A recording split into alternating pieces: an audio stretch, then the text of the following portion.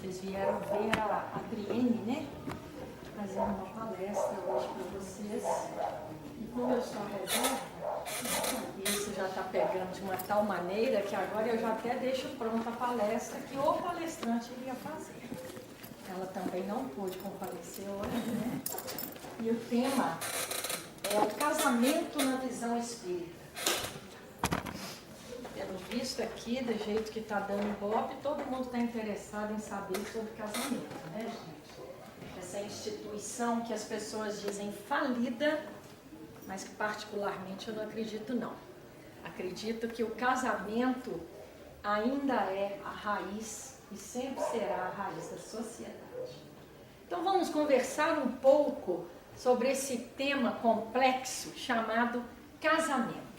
Não tem como falar do casamento na visão espírita sem falar do casamento aqui no nosso plano, no nosso planeta, né? Porque as nossas regras, as nossas leis aqui, elas são as que prevalecem para a maioria das pessoas. Como começa a história do casamento? Começa com o namoro. O que é o namoro? O namoro, segundo a visão espírita, se traduz por suave encantamento, onde dois seres descobrem um no outro de maneira imprevista, entre aspas, motivos e apelos para a entrega recíproca numa relação matrimonial e familiar. Ponto. Aí é tudo uma maravilha, né? Quem namora, quem já namorou, sabe do que eu estou falando? Nada como namorar. Aliás, o casamento deveria ser um namoro eterno. Não deveria acabar. Embora os estudos terrenos estejam propensos a designarem a atração entre dois seres através da libido, não podemos negligenciar que esta ligação vai além do físico, pois contamos com inteligências desencarnadas neste jogo afetivo, resguardando e guiando companheiros de experiências volvidos à reencarnação para fins de progresso e burilamento. Traduzindo, dê graças a Deus de ter encontrado aquele companheiro, aquela companheira, porque a oportunidade de acertarem os ponteiros. Ponto. É mais ou menos isso. Esse relacionamento a dois nada mais é do que um reencontro de almas afins ou não para um aprimoramento, um resgate, aprender a se amar. Aí, depois de você ter entendido toda essa parte, começa o casamento, né? E aí tem uma brincadeira que eles falam, que os amigos espirituais fazem, que é o seguinte: o anjo de guarda da moça, mais o anjo de guarda do rapaz, estão ali, envolvendo os dois naquele clima de romance, naquele clima de amor, de atração, de encantamento, até na hora do altar. Dizem que na hora do altar, os dois anjos da guarda estão presentes. E a hora que o padre fala, pode beijar a noiva, eles falam, agora é cada um por si e Deus por todos. É sério. É sério. Cada um por si e Deus por todos. Porque aí agora eles vão dar licença, porque vai começar. Por que, gente, isso tudo, né? Existe essa brincadeira porque o casamento é considerado, na visão espírita, o progresso na marcha da humanidade. E se abolirmos o casamento, nós vamos retornar à vida animal. Isso está lá no Livro dos Espíritos, na questão 695 e 696. Então, o casamento, ele é uma instituição que visa o progresso, a evolução de nós, seres humanos. Mas a gente não tem bem um entendimento sobre isso, principalmente nos dias de hoje, né? Já lá, antigamente, se pensava mais ou menos assim. Veja se eu estou enganada. Ah, fulano, ele meio assim, né? Adora jogar futebol com os amigos, adora uma cervejinha no bar da esquina, mas depois de casada eu dou um jeito nisso. Hã? E o rapaz? Ela é muito saidinha, aquela saia curta, aquele decote ousado, mas pode deixar que depois de casada eu dou um jeito nisso. Não dá não, gente. Isso é ilusão. E é a partir da ilusão de que eu mudo o outro que o chamado casamento começa a descer ladeira. Né?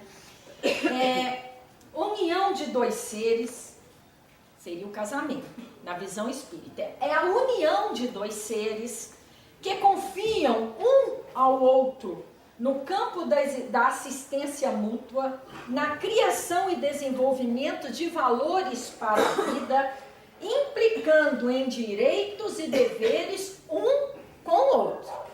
Ou seja, existe uma responsabilidade muito grande neste compromisso chamado casamento.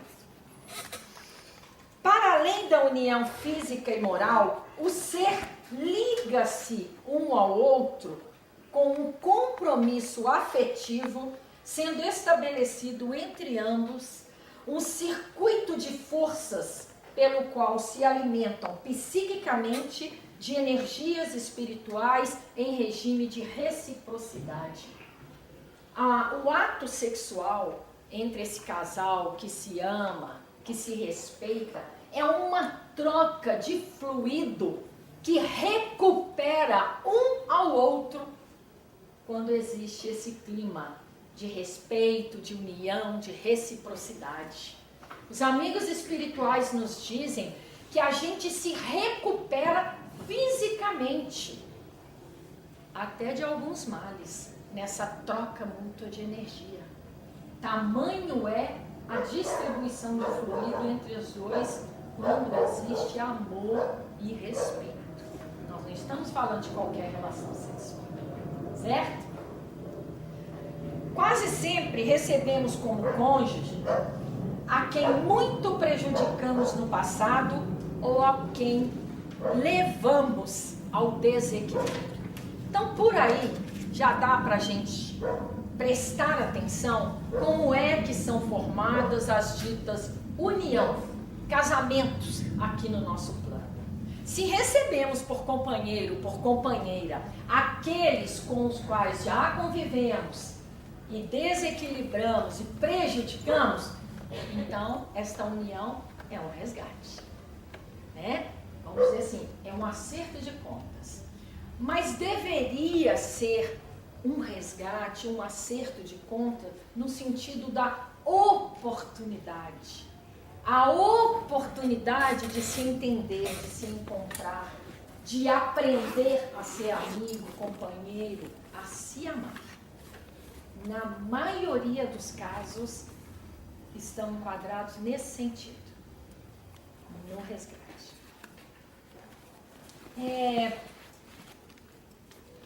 Há quem fuja à responsabilidade do matrimônio para evitar problemas ou sofrimentos inerente aos compromissos previamente assumidos no plano espiritual. Estará, assim, adiando o seu resgate.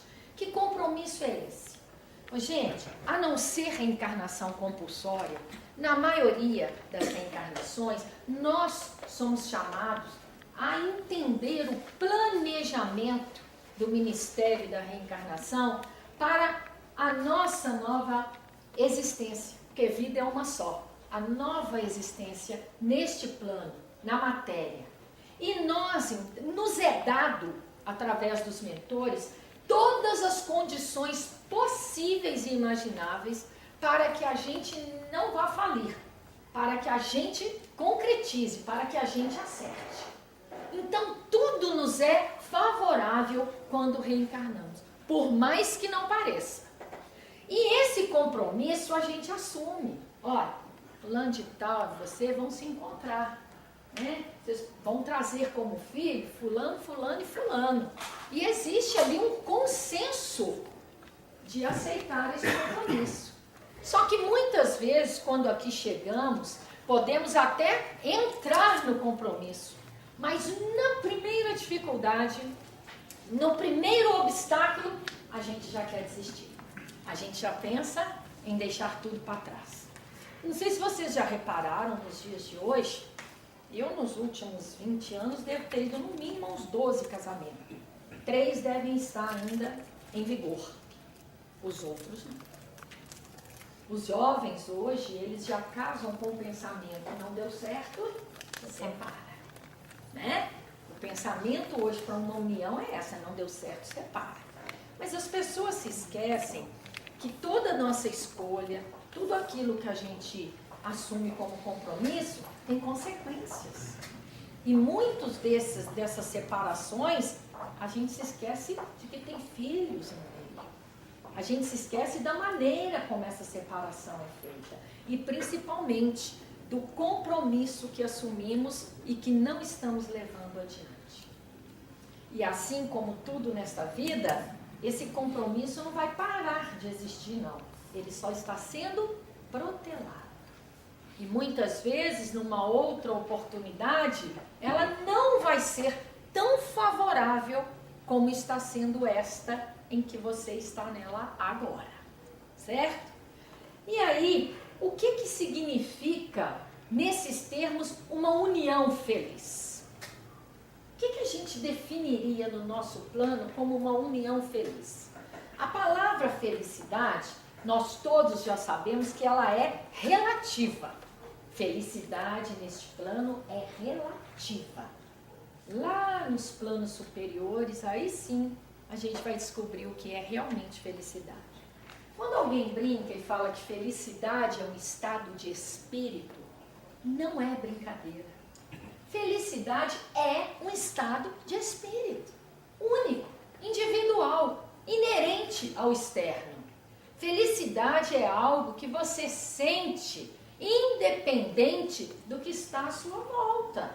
Independente da situação estar te perturbando, independente de filho, marido, sogro, sogra, nora, genro, né? Família, independente. Independente de emprego, de dinheiro. A gente não pode colocar a felicidade da gente nas coisas ou nas pessoas. E é o que fazemos. E por isso, não somos felizes. Porque a nossa felicidade depende sempre de algo que não é a gente. Felicidade é uma coisa da gente. Você está feliz. Você procurar ser feliz. O externo é para ser resolvido. É para ser trabalhado, direcionado, vivido, né? Vivenciado. E aí é que você vai criar experiências. Eu falei disso para que a gente possa falar o que é uma união feliz. Primeiro, não existe a outra metade da laranja. Sinto informar. Se alguém aí continua procurando a tampa da panela, a metade da laranja, a cara metade, não existe. Se existisse a minha outra metade, eu seria um ser incompleto. E eu sou um ser completo. Você também. Nós somos completos. Então existe aquela metade que pode nos completar. E aí a gente chama de metade. Existe um complemento, né? Você agregar, somar, mas não vai encontrar alguém que é a sua metade. Porque você não veio pela metade, você é um inteiro. Então, primeiramente, a gente tem que entender isso. Em segundo lugar, união feliz. Pensando em encontrar alguém que nos complemente de todas as formas, geralmente nós temos relacionamentos marcados por resgate, prova e expiação. É o tipo de união mais propício no nosso estado evolutivo. Com mais ou menos intensidade, dependerá de várias condicionantes pretéritas para determinar a complexidade desse relacionamento. Ou seja, cada caso é um caso. Mas, na maioria, é de resgate, certo? É o chamado reencontro. Então, quando você precisa de alguém que te complete de todas as formas, o que é que você vai encontrar? Alguém como você. Ou alguém como você já foi lá no passado. Se tem um companheiro ou uma companheira hoje que é intransigente, que é intolerante, que é impaciente, olha o reflexo. É o nosso reflexo que a gente recebe. É isso que você vai trabalhar agora. Você vai trabalhar a sua intransigência, a sua intolerância, a sua impaciência lá de trás. Lá de trás. É a colheita, é o resgate. E daí a gente se sentir tão diminuído, tão infeliz, de dizer que as uniões não são felizes, não é? E aí, a gente tem que observar a realidade de cada um que nos cerca, para a gente entender, formular uma opinião, para que a gente possa se encontrar nesse contexto e aprender a viver melhor. Lembra daquela música? É preciso saber viver? Para saber viver, é preciso se conhecer. E conhecer o que está à sua volta para você poder gerar tudo isso, administrar tudo isso. Porque nós estamos aqui para isso, viu, gente? Para administrar as situações. Não adianta pedir em oração que aquilo seja evitado. Aquilo é para ser vivenciado, experimentado, trabalhado. Aí sim você terá passado por aquilo. Né? Porque se a gente não experimentar, vivenciar, da onde vai vir o conhecimento? Quem sente sede, entende a sede do outro. Quem já passou, conhece muito melhor. Não é verdade? Então as experiências são para isso. Para você poder auxiliar ao outro. Continuando. Olha, aqui mesmo ele ainda fala, né, o que eu já disse. Quase sempre no companheiro da vida íntima estão os reflexos de nós próprios. Ou seja, nós realmente encontramos a nossa cara metade. Porque é o nosso reflexo que vem até nós, certo? Aquilo que passamos hoje, possivelmente fizemos ao nosso companheiro, o nosso companheiro experimentar no passado. Então, quando nós colocamos uma expectativa nas coisas, nós criamos o quê? Um quadro de ilusão. Tá? A gente escuta muito pessoas que já estão casadas há alguns anos dizerem assim: ah, mas não é assim não. Pelo amor de Deus, ele não colabora com nada. Eu, como mulher, vou falar das mulheres, tá, gente? Ele não colabora com nada, deixa a toalha molhada em cima da cama, não busca as crianças no colégio, não ajuda em nada dentro de casa. Ah, a vida dele é jogar futebol, é ir pro bar, é gostar de festa. Aí, se alguém chega e pergunta para essa pessoa assim: mas quando você conheceu ele, ele não era assim, não?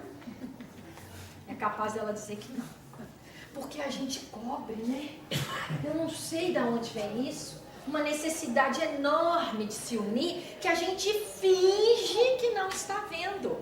E depois, na hora que isso escancara, que abre, você não quer aceitar que você escolheu daquele jeito. Mas por quê?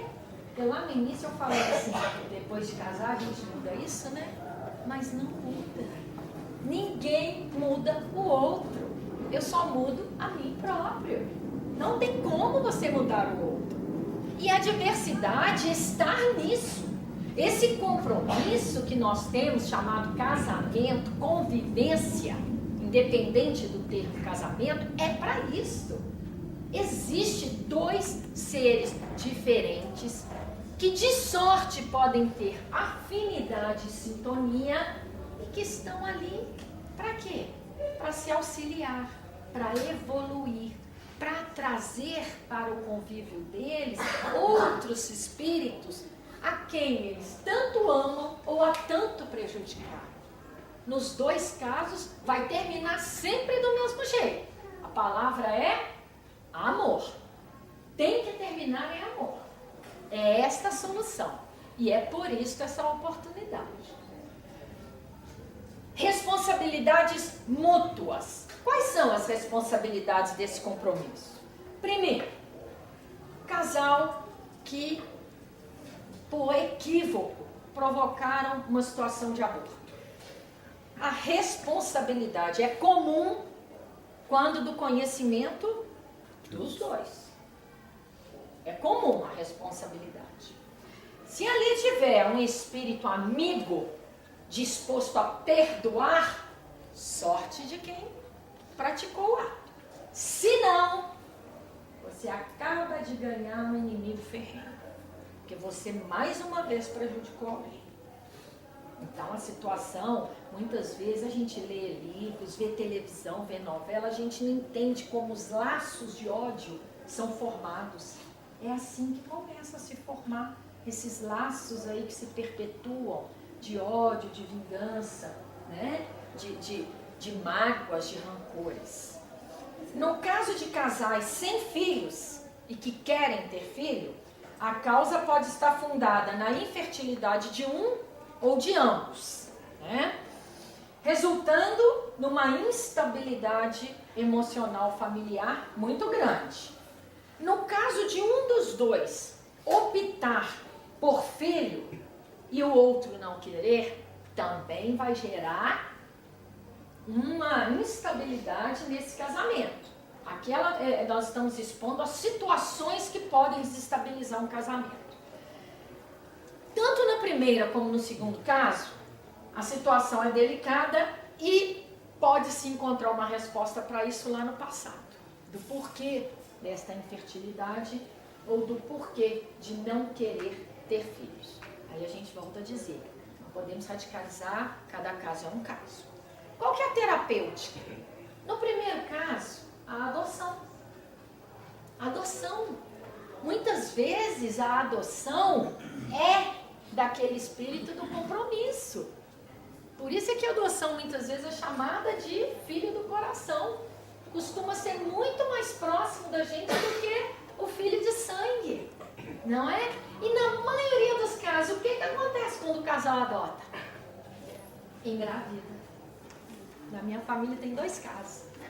E nos 2 engravidaram, depois de adotado. Sabe por quê? Aquele espírito tinha que vir daquela maneira para aquela família. Ele tinha que vir pela opção, pela escolha, né? E muitas vezes, como é que a gente brinca? Eu não pedi para nascer, pediu mesmo não, implorou. Diz que a fila está enorme, tem uma fila dando volta no orbe. Por quê? Porque nós, mães atuais, não queremos mais ter 13, 15, uma dúzia de filhos, não é verdade? Aliás, nem 2, né, se bobear. E antigamente as mamães, as vovós tinham uma dúzia de crianças. Também não tinha internet, né? Resgataram mais? Não. Isso tudo faz parte da evolução. Nos dias de hoje, o que nos leva a ter menos filho é exatamente a competitividade, o profissionalismo, ou seja, a evolução. Que nós vamos chegar lá nessa evolução, que muitas vezes ela é desencontrada e ao invés de auxiliar, ela causa mais desastre ainda. Mas então uma pessoa que nessa atualidade tem 4, 5 filhos ou 7, enfim, tem casos, né? Que pessoas que têm um tipo de vida que proporciona ter essa quantidade de filhos. E tem pessoas também que, por exemplo, aqueles filhos que nós talvez nos recusamos a ter, de alguma maneira esses espíritos vão ter que reencarnar.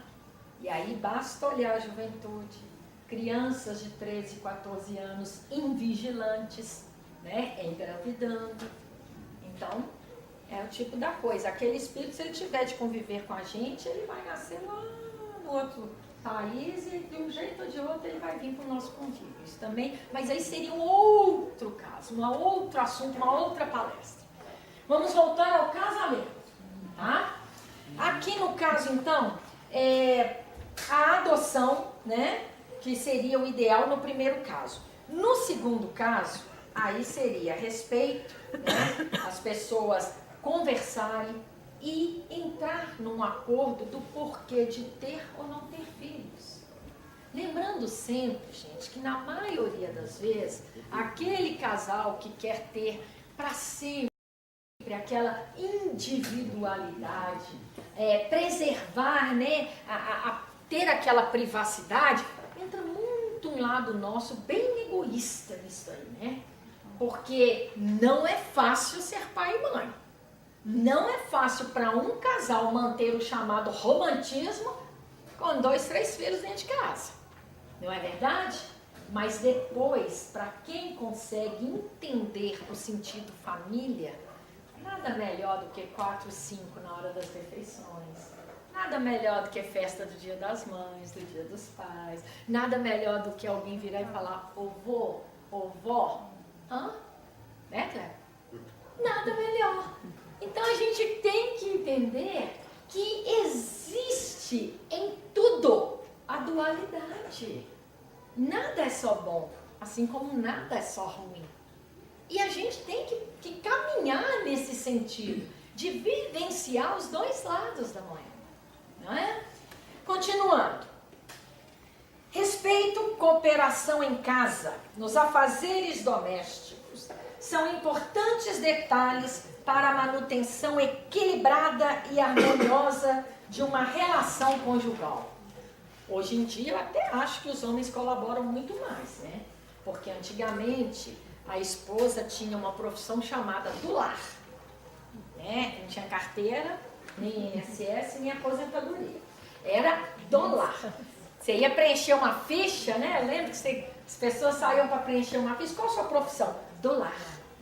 Estranho, né? Do lar. Eu também sou do lar. Marido também é do lar. Todo mundo é do lar, você mora no lar, então você é do lar. Por que só a mulher é do lar? E hoje em dia, então? Qual é a nossa jornada, hein, gente? Vamos aproveitar, né? Já que nós estamos em maior número aqui. Qual que é a nossa jornada? A gente pode dizer que é 5 em 1. Nós somos 5 em 1, né? Pois é, nós temos um emprego, nós temos casa para cuidar, filho, marido e tem que ser mulher. Porque ai de você se não tiver de unha feita, cabelo arrumado, linda, bela, cheirosa, e disposta. Não pode cansar. Depois dessa jornada, você tem que chegar em casa maquiada, cílios postiço, no salto e rindo. Louca pra dormir. Não é? Mas na vida real a gente dorme. Lógico. Aqui é só uma brincadeira para descontrair, gente. Porque senão vai ficar muito sério esse assunto. Nós não vamos dar conta de organizar. Esbelta. Esbelta. Ai, magra. Essa parte eu não ia falar. Gilberto é quem tocou nesse assunto. Não, eu ouvi. Eu ouvi e repeti. E magra. Aí, gente, tirando a brincadeira, o que mais que funciona para um casamento, para uma união feliz e estável? Diálogo. Você conhece alguém que você adora conversar? Então casa com ele. Porque no final o que vai sobrar é muito papo para vocês baterem. Vai ter que bater muito papo, vai ter que dialogar, vai ter que negociar. Sabe aquela queda de braço, assim, que cada um cede um pouquinho, você vai negociando? E nada como uma negociação entre pessoas que gostam de conversar uma com a outra. É o ideal. Então, diálogo. A primeira condição para o sucesso do diálogo está em saber ouvir. Gente, 2 ouvidos e uma boca. Eu acho que isso quer dizer alguma coisa. Apesar da gente não entender bem, né? A gente deveria ouvir mais e falar menos. E muitas vezes, como é que funciona o diálogo, gente? Fulano está falando, antes dele terminar, você interrompe, você já sabe o que ele vai falar. É médium, vidente, médio audiente, você já sabe o que a pessoa vai falar.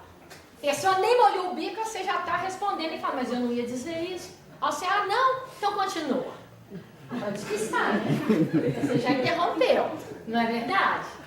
A gente não escuta, nós não gostamos de ouvir. E geralmente, quando existe um diálogo de casal, antes dele terminar, você já está pensando na resposta. Aí você nem escuta direito o que ele está falando, você está preocupada com a resposta que você vai dar, porque é mais ou menos uma queda de braço. Ou não é assim que funciona na casa de vocês? Não? Então, ótimo. Gente, quando não tem esse diálogo sincero, não tem a conversa, quando a gente vai varrendo para debaixo do tapete, aí é que começam as decepções, as mágoas, as coisas mal resolvidas, as coisas que não foram faladas, sabe? É muito melhor você virar e falar, olha, vamos sentar aqui que eu quero te falar uma coisa. Eu me magoo muito quando você faz assim. Eu não gosto nem pouco quando você fala assim. Eu fico muito triste com esse seu tom de voz. Fala, comunique-se, explique. A pessoa muitas vezes é casada com a outra, gente, e nem sabe do que ela gosta ou não gosta. Eu detesto que meu marido faça uma quentinha para mim. Toda vez que ele vai buscar a quentinha, ele traz para ele. A quentinha é o que ele gosta de comer. Eu não como nada daquilo que ele traz. Detesto aquilo que ele traz. E ele só faz uma quentinha e fala assim, hoje eu acertei? E muitas vezes eu como tudo e falo, acertou. Não é? Porque por fim você nem vai reclamar mais. Não vai adiantar. Ou eu vou lá e faço, ou eu como e falo que tá joinha. Não é? Por quê? É o hábito. Casamento é feito de hábitos. Aí você tem que definir bons ou maus hábitos. Quando é uma coisa simples, assim, de uma quentinha, a gente leva. Pede para não fazer mais a quentinha, vamos almoçar junto ou também, entendeu? Agora, e quando são coisas maiores, que a gente não consegue ter jogo de cintura para levar? É aí que começam as diferenças que vão implicar no quê? Falta de carinho, de respeito e de dignidade. É aonde começa a aflorar o chamado resgate. É aonde a gente começa a perder o controle da situação. Qual é o melhor caminho para a gente aceitar ou não? Qual é o equilíbrio quando a gente fala em aceitação? Quando a gente fala em aceitação, a gente está falando em passividade. E ser pacífico é diferente de passividade.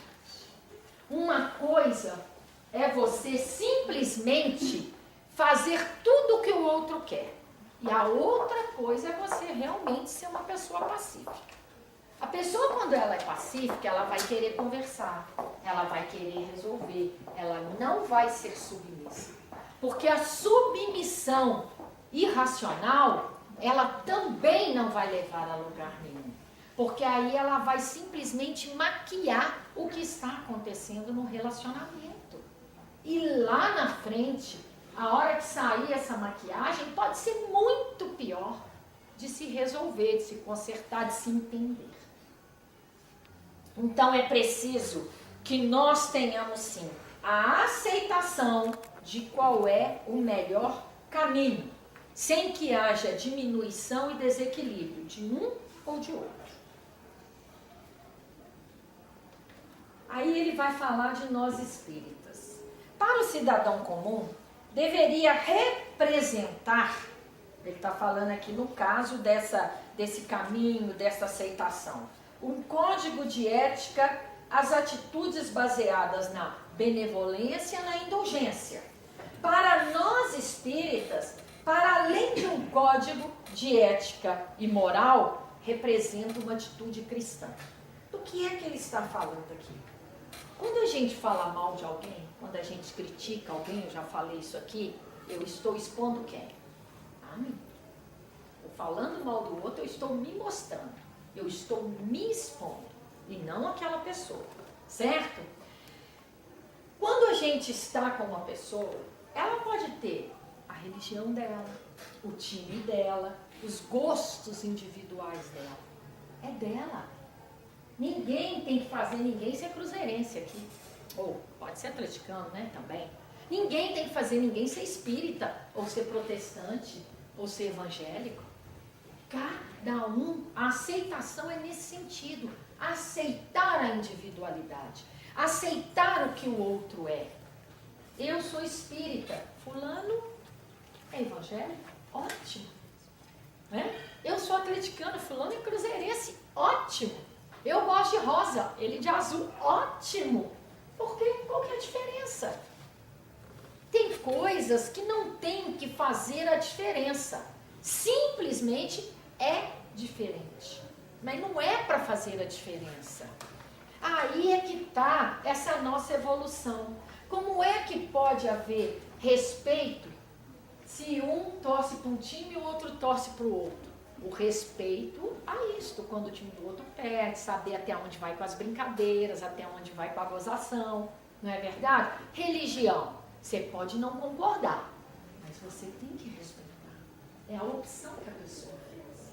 Eu não concordo, mas eu respeito. É diferente. Você fica com a sua opinião.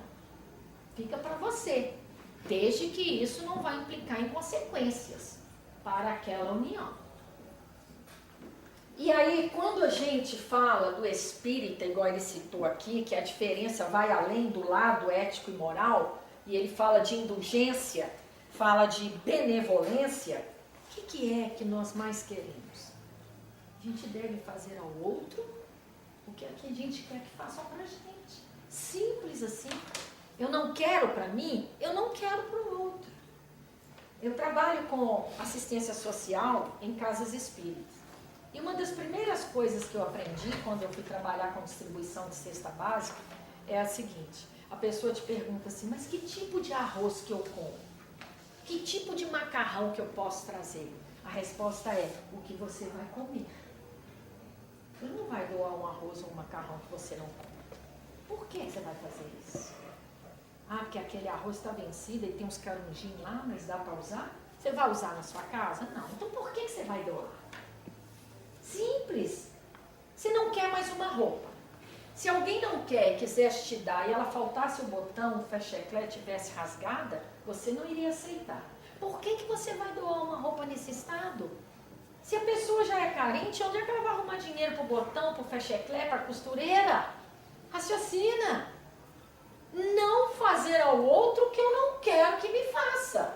E a partir deste princípio, a gente vai chegar nas causas que mais causam separação, né? Ele começa assim: alterações afetivas no casamento. No princípio tudo era sonho, era lua de mel. Não, lua de mel, né? Depois o cotidiano, o dia a dia, vai fazendo o quê? A afeição perdura e amadurece, mas em uma esmagadora maioria a união fica desencantada. Porque aí a gente verifica o quê? Que eles não estão unidos verdadeiramente pelo laço do Espírito. Lembra na Igreja Católica quando o padre fala assim: o que Deus uniu, que o homem não separa? É isso. A união de espíritos. Não a união de assinar papel. Não a união cartorária. Essa não tem jeito. Você pode assinar quantos papéis for. Se a união for de espírito, não vai nem precisar do papel. Nem do papel. O papel não vai fazer a menor diferença. Não é? Então, essa esmagadora maioria que não estão unidos em espírito, com a chegada dos filhos, a situação vai se agravar. Porque aí vai ser dividido o quê? A atenção, a afeição, o carinho, não é? Ou a falta dele. Porque naquelas uniões em que já não existe carinho, que existe muita agressividade, que já não existe respeito, pelo contrário, existe muito desrespeito, isto também vai ser dividido com os filhos. Porque a gente doa daquilo que tem. E é aquilo que eu sou que eu tenho que doar. E eu vou começar a distribuir com os filhos a desatenção, o desrespeito, a agressividade. E aí a coisa vai virar uma bola de neve, não é? Porque aí tem mais pessoas envolvidas naquilo tudo. Então olha só como é fácil de fazer uma comparação. Quando o casamento é uma união espiritual, de pessoas que se respeitam, que querem conviver juntas, eles vão fazer com que estas crianças que estão chegando agreguem valor à relação. O contrário vai fazer o quê? Vai desencadear uma crise maior ainda do que a já existente. E aí, se essa união é uma união de uma oportunidade de encontro, por que não, nesta família, reencarnarem filhos que também são resgates do pretérito? Daí que a gente vê tantos casamentos que a gente fala assim, nossa, um casal é perfeito, eles têm uma paciência, mas eles não merecem aquele filho que eles têm. Olha o trabalho daquele rapaz lá, olha lá, mexe com droga, não trabalha, bebe, faz isso, faz aquilo. Gente, muitas vezes tudo aquilo foi você que ensinou.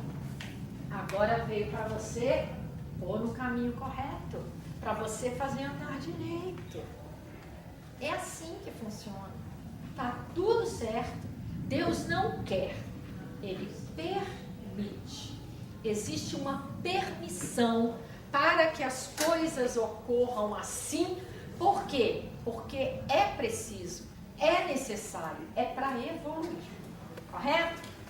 Aí depois disso, a gente começa também com outros temas que são inerentes ao relacionamento. Ciúmes. Ciúmes, a gente pode considerar a doença da insegurança. O ciúmes nada mais é a insegurança de quem sente os ciúmes.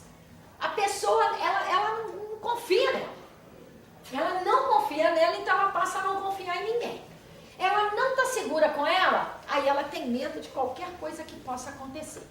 E ciúmes começa a causar o quê? Uma desconfiança monstruosa. Desconfiança é o quê? Dúvida. Dúvida não mata nada, mas envenena tudo. E depois de envenenado, não tem antídoto. Não tem. Mágoas, ressentimentos, rancores. Por quê? Porque geralmente o ciúmes causa brigas horrorosas, em que a pessoa fala o que deve, o que não deve, o que pode, o que não pode. Não é verdade? E para corrigir isso, não é fácil. Não é uma situação fácil. Porque mesmo aquele que diz que perdoa, aquilo fica martelando. E lá na frente nós vamos ver como estas situações podem ser usadas para desestruturar este casamento, caso ele venha a ser estruturado. Traição. Traição é... Ele ainda fala que dificilmente a confiança é reconquistada. Porque traição é uma coisa que você vai lembrar sempre.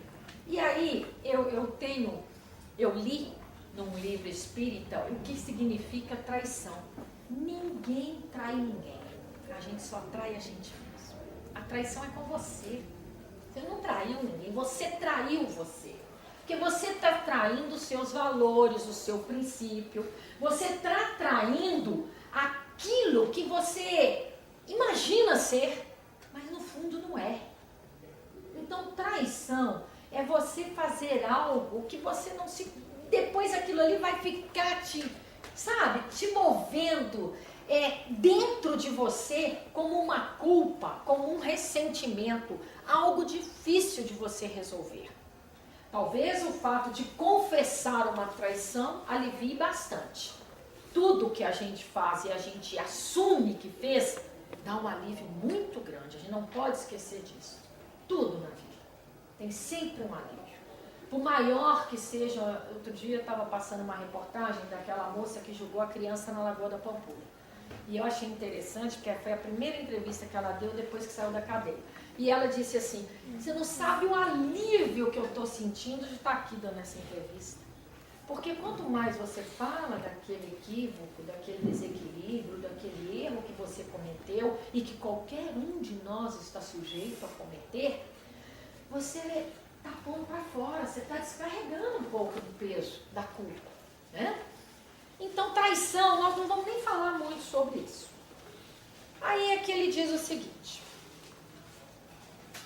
por outro lado, o cônjuge que é vítima do ciúme deve armar-se de muita compreensão para evitar o desgaste e a dissolução do casamento.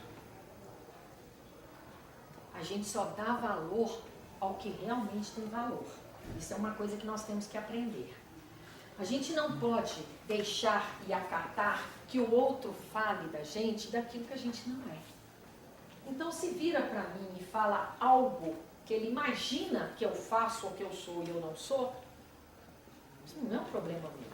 Isso é um problema mais dele, psicológico dele, insegurança dele. Ele quem tem que trabalhar isso.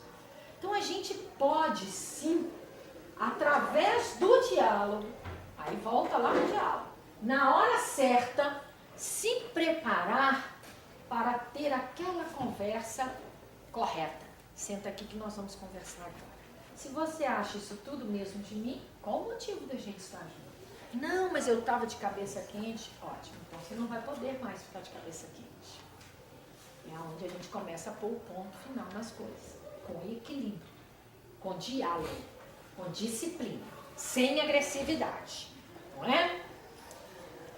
E outra coisa que ele diz que são crises na vida conjugal. Que a gente nenhum tem. Problema financeiro.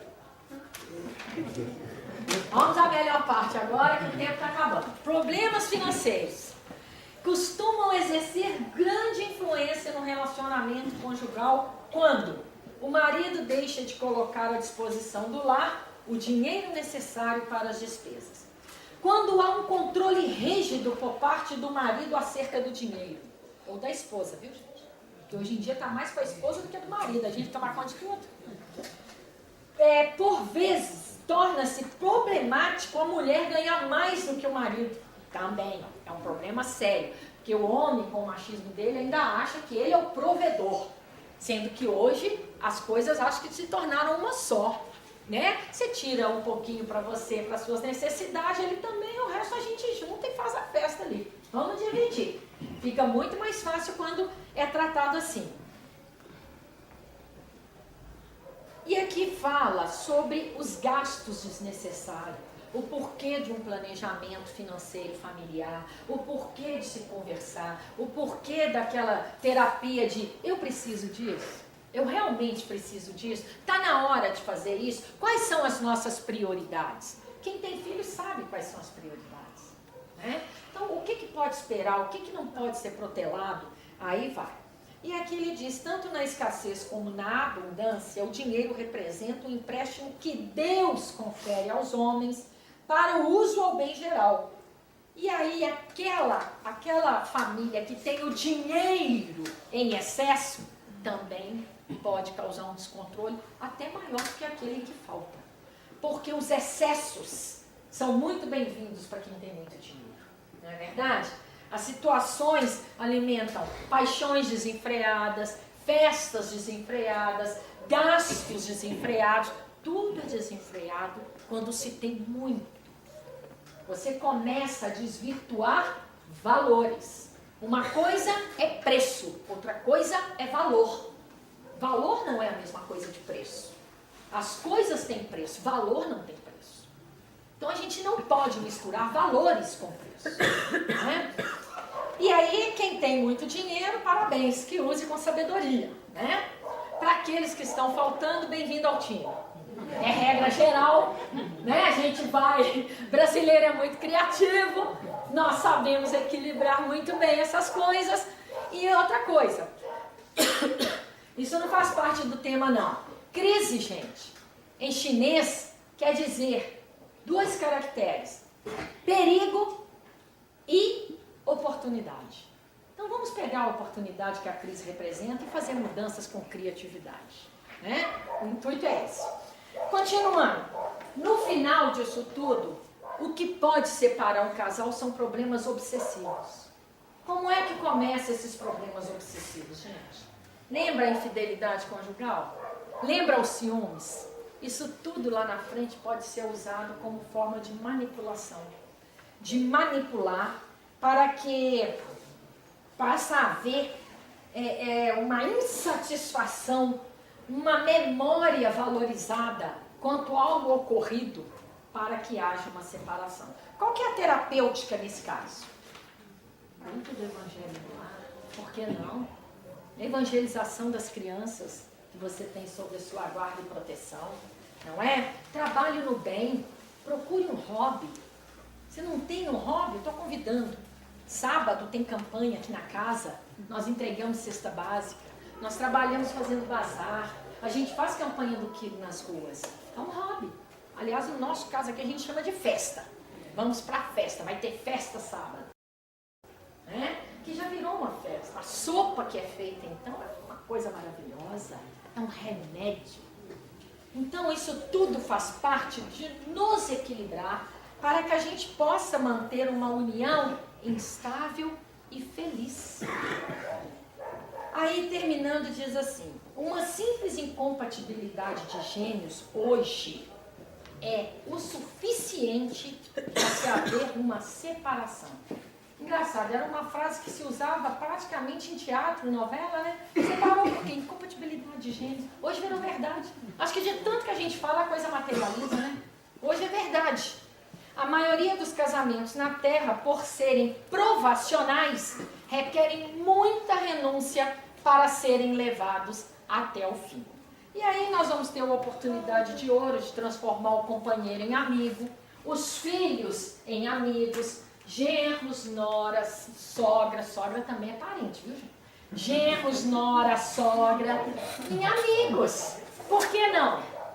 E no final das contas, você vai poder chegar num determinado período da sua vida e olhar para trás e falar assim, olha o valor da família que eu consigo. A gente adora ver a família dos outros. A gente acha lindo aquela família enorme reunida no almoço de domingo. Mas não se iluda, a família do outro é igual a nós. Só muda de endereço. Família é tudo igual, gente. Tem aquelas confusões no almoço, tem quem fala mal de um, tem quem fala do outro, tem o parente sem empresta dinheiro e não devolve, tem o que só sabe pedir dinheiro, tem o que gosta de trabalhar, o que não gosta. É tudo a mesma coisa. Não é porque o chuchu do lado da cerca lá tá mais verdinho que ele é melhor do que o que está do lado de cá, não. Ele deve estar molhando mais. Então a gente tem que aprender a cuidar melhor, sabe? E aí eu trouxe um texto para terminar deste livro. Oi. Antes de você ler o texto, é interessante que uma das coisas que mais assim afeta o relacionamento, porque quando a gente namora, quando a pessoa está namorando, os dois juntinhos, igual dois pombinhos assim em cima do telhado, né? E parece que aquilo ali um é dono do outro. E uma das coisas foi dito, mas foi dito assim de uma forma ampla, mas que faz parte muito do inconsciente, principalmente do masculino, é que o ciúme é a posse do outro, você se acreditar dono do outro. Por isso que você tem ciúme, porque você falou na insegurança. Mas como a gente se acha dono do outro, junta com a insegurança, pronto, tem um ciúme. O ciúme é acreditar que é dono do outro, que o outro tem que fazer tudo conforme você quer e que ele é seu. E ninguém é de ninguém, porque cada um é uma individualidade. Você me lembrou aquilo que a gente fala quando faz palestras falando de ser mãe, ser pai de filhos, que é diferente aqui do casamento, mas está no contexto, que a gente diz assim, eu estou mãe de fulano, eu estou esposa de fulano, eu estou filha de fulano. Eu não sou a mãe, eu não sou a mulher, eu estou. Porque eu até brinco muito com a minha filha, que já disseram que a gente vem revezando já várias existências, né? Mãe, filha, mãe, filha. Quando ela começa a falar grosso, eu falo menos aí. Desta vez a mãe sou eu. Espera quando você voltar mãe, aí você dá ordem unida. Agora a mãe sou eu, quem dá ordem sou eu. Pois não? São dois esclarecimentos. Primeiro, vamos supor que o meu filho frequente que sua filha começa a namorar.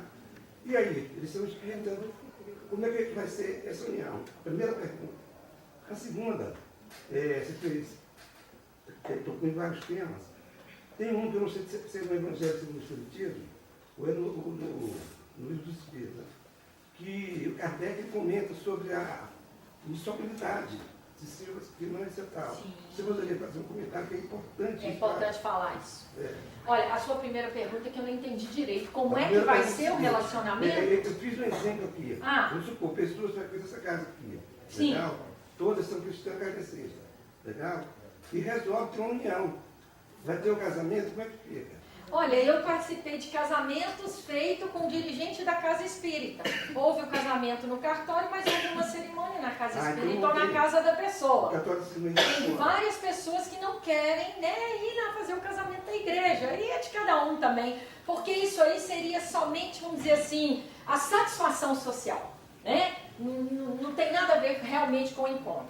A sua segunda pergunta foi sobre a dissolução.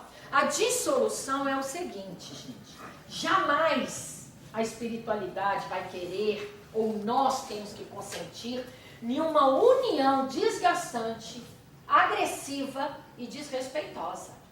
Certo? Tem coisas que você leva até onde deu. A partir daquele ponto ali, é para a sua integridade física, para o seu bem-estar psíquico, terrível. Não existe nada eterno. É uma experiência, uma oportunidade de retratação. Mas é preciso que essa retratação seja respeitosa, seja decente, sem agressividade, principalmente agressão física. Porque a agressão verbal, psicológica já é muito pesado também. Então, cada um é que tem que analisar. Muitas vezes, o que vai acontecer, eu acho até que a preocupação do senhor seria, no caso, a gente esclarecer isso. Chegando do lado de lá, o que mais interessa é a intenção. Deus vai julgar sempre, se é que Ele julga, a nossa intenção. A gente erra muito, mas é intencional. Quando é, a coisa é séria. Quando não é, mãe e pai, então, estaria roubado, né? Porque a gente mais erra do que acerta tentando acertar. A gente, né, vai ali pro bem do filho e acaba que muitas vezes a gente tropeça, a gente erra. Mas a intenção é a que prevalece. Eu não sei se eu respondi a contento. Tá bom. Olha só, então do livro Coragem, Francisco Cândido Xavier, é um texto do André Luiz, que diz assim: neste exato momento você está na situação mais apropriada ao exercício da compreensão e do auxílio, na circunstância mais favorável para fazer o bem.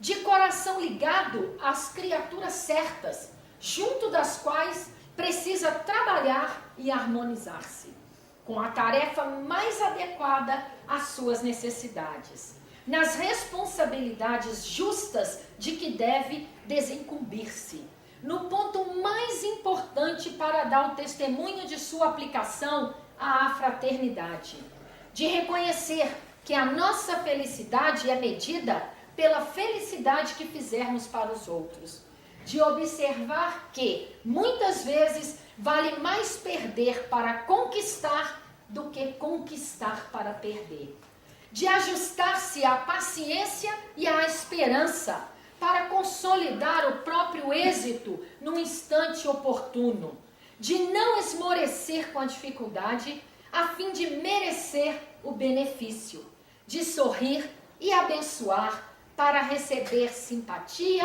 e cooperação. E por isso mesmo, você agora está no momento exato de trabalhar para servir. E trabalhando e servindo, você adquirirá a certeza de que toda pessoa que trabalha e serve caminha para a frente. E quem caminha para a frente, com o bem de todos, encontrará sempre o melhor. André Luiz.